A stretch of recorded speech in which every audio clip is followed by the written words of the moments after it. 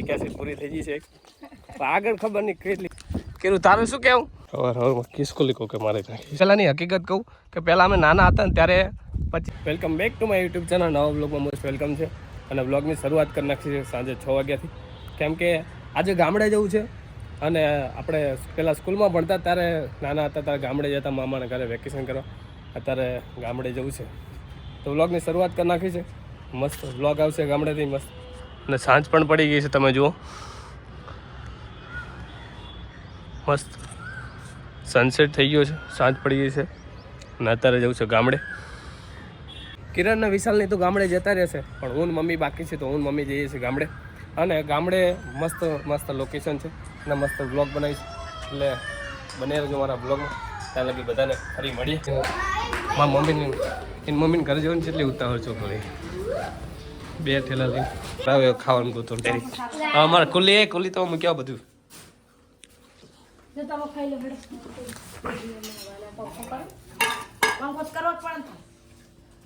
Good morning અને રાતે આવ્યા હતા 10 વાગે અને મામાના ઘરે અને આજે પહેલી ટ્રીપ ચાલુ થઈ ગઈ છે અમારી હાલીને હુરેલ જવી છે હું મારી મમ્મી વિશાલ અને કિરણ બધાય એટલે બસ અહીંથી હાલવાનું ચાલુ કર્યું છે ઓડુથી હુરેલ થાય છે લગભગ 41 કિલોમીટર જેવું એટલે જઈએ છીએ મળીએ આગળ તમને ત્યાં લગી જય માતાજી ને ગુડ મોર્નિંગ બધાને એ જણા અમારી આગળ નીકળ્યા હતા તમે દેખાડજો એ ઝૂમમાં દેખાય છે આ બે નહીં હો એની બે આગળ એ અને એમને એમ કે અમે આગળ જતા રહીશું પણ હજુ અહીં જ પક્યા છે આ એમના બે ભાઈબંધ છે અને એ બે આગળ આમ કોની ઓળખતે ક્યાં ખબર બાજુના ઘર બાજુના જી હા ના જાઉં ચડાવતા જાય ના અમારી પહેલાં નીકળ્યા તમે જુઓ તો ભાઈ અમે તમારી આગળ રાહ થવા દઈ તમને આયા તો ખરા ને ધોળે ગમે કર્યું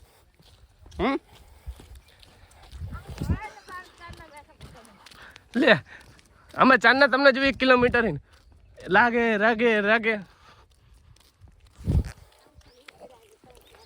મુલાડા પહોંચી ગયા છે મુલાડાનું બોર્ડ આવી ગયું છે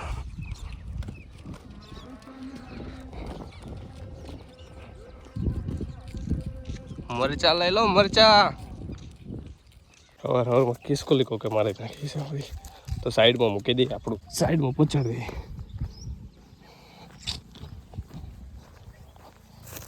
રોડમાં પીચાઈ ના કરતા જય શ્રી રામ એ કહે અહીં પાસે વળી ગયા હીરો મને તેલ લેંગે કે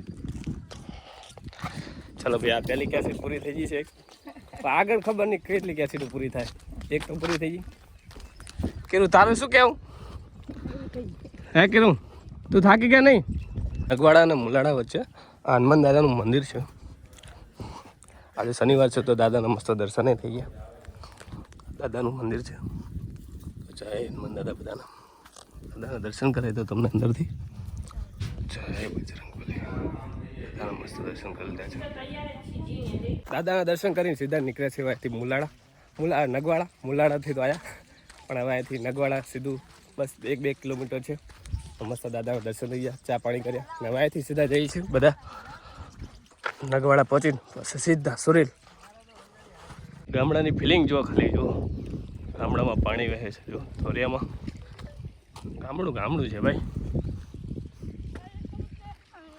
આપણે હાલી આવે જો ખાલી ખાતા ગામડાવાળાને કંઈ ટેન્શન નહીં કે ગેસ બેસને લાકડા જિંદાબાદ ને તમે પેલા લાકડા પર જ રાંધતા હતા હમણાં ગેસ આવ્યો તમારા ગામડે હા તું અમદાવાદની વાત નહીં કરતો આ ગામડાની વાત કરું કે તાર બાંધતા કે ગેસ નતો ભાઈ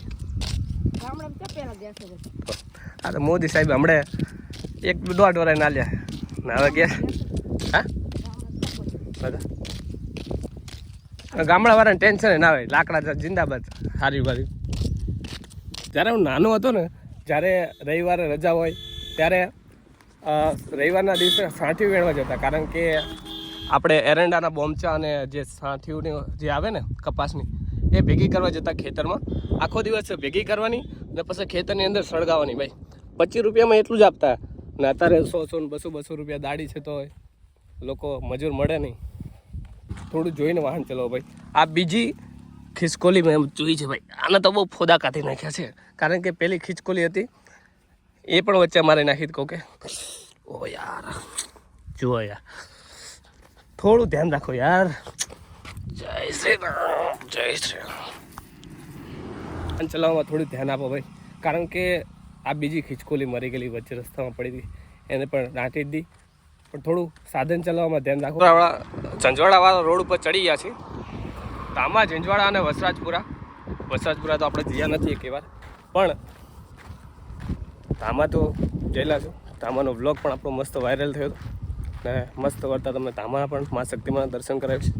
પહોંચી જાય ઝંઝવાડા, અને આ છે ગામડાનું સ્વિમિંગ પુલ ભાઈ. ના કોઈ લિમિટ હોય કે ના કોઈ ફ્રી હોય, જેટલો ટાઈમ સુધી ના હોય ત્યાં લગી નહીં શકો તમે. ને ઝંઝવાડા પહોંચી ગયા છે મસ્ત. તમને આ છે ઝંઝવાડાનો ગેટ. આ વાવની અંદર મા શક્તિમાં બેઠા છે, ઝંઝવાડાની વાવની અંદર. જય મા શક્તિમાં. અંદર વાવ છે અને જુનવાડી જુઓ.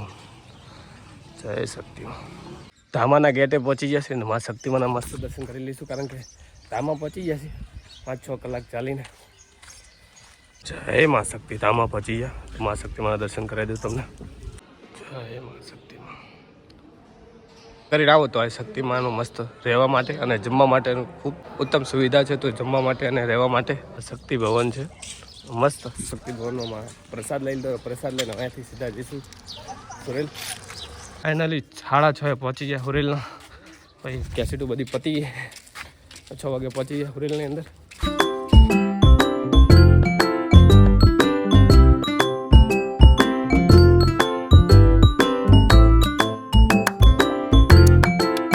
હુરેલ તો પહોંચી ગયા અને માતાજીના મસ્ત દર્શન કરી લીધા. અને અહીંયા અમારા જડીબા છે, એમના માતાજી બેઠા છે ખેતરામાં, વાણવાટીમાં. આગળ સૂરજ છે એટલે દેખાતું નથી, આગળ મંદિર છે, સામે ધજા દેખાય છે.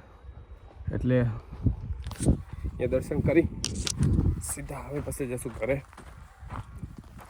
અને 10 કલાક જેવું થયું ભાઈ. ઓડુથી સુરેલ આવતા પગપાળા 10 થી 11 કલાક થયા.